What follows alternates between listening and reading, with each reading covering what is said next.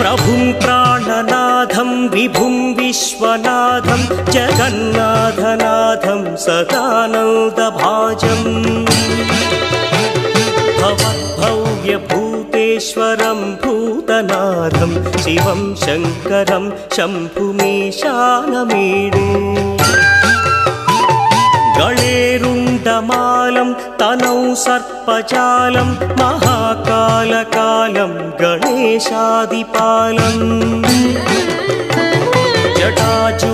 जटाजूटगङ्गोत्तरं गैर्विशिष्यं शिवं शङ्करं शम्भुमीशानमीडे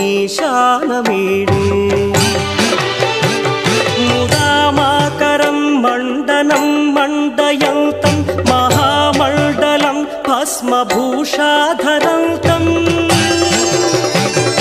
अनादिं ह्यपारं महामोहमारं शिवं शङ्करं शम्भुमीशानमीडे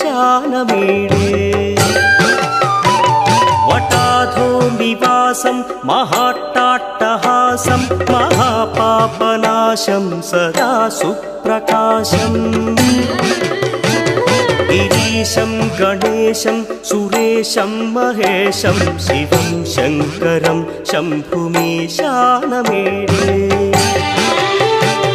गिरीन्द्रात्मजा संगृहीतार्धदेहं गिरौ संस्थितं सर्वदा पन्नगेहम् पदब्रह्म ब्रह्मादिभिर्वन्द्यमानं शिवं शङ्करं शम्भुमीशानमीडे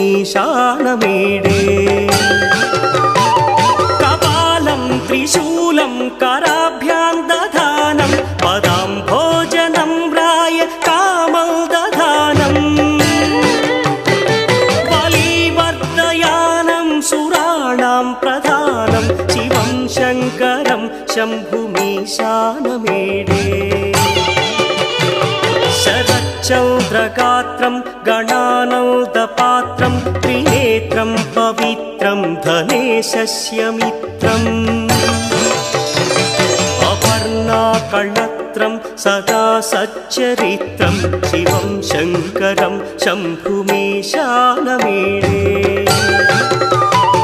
हरं सर्पहारं चिताभूविहारं भवं वेदसारं सदा निर्विकारम्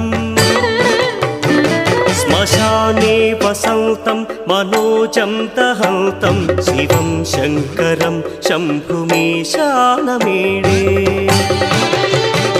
स्वयं यः प्रभाते नरः शूलपाणे पठे स्तोत्ररत्नं त्विह प्राप्य रत्नम् सुपुत्रं सुधान्यं सुमित्रं कणत्रं विचित्रैः समाराध्य मोक्षं प्रयाति त्रिदलं त्रिगुणाकारं त्रिनेत्रं च त्रियायुधं त्रिजन्म पापसंहारम् एकबिल्वं शिवार्पणम् त्रिशाखैः बिल्वपत्रैश्च अच्छिद्रैः कोमलैः शुभैः तव पूजां करिष्यामि एकबिल्वं शिवार्पणम् कोटिकन्या महादानं तिलपर्वतकोटयः काञ्चनं शैलदानेन एकबिल्वं शिवार्पणम् काशीक्षेत्रनिवासं च कालभैरवदर्शनम् प्रयागे माधवं दृष्ट्वा एकबिल्वं शिवार्पणम् इन्दुवारे व्रतं स्थित्वा निराहारो महेश्वरा नक्तं हौष्यामि देवेश एकबिल्वं शिवार्पणम् रामलिङ्गप्रतिष्ठा च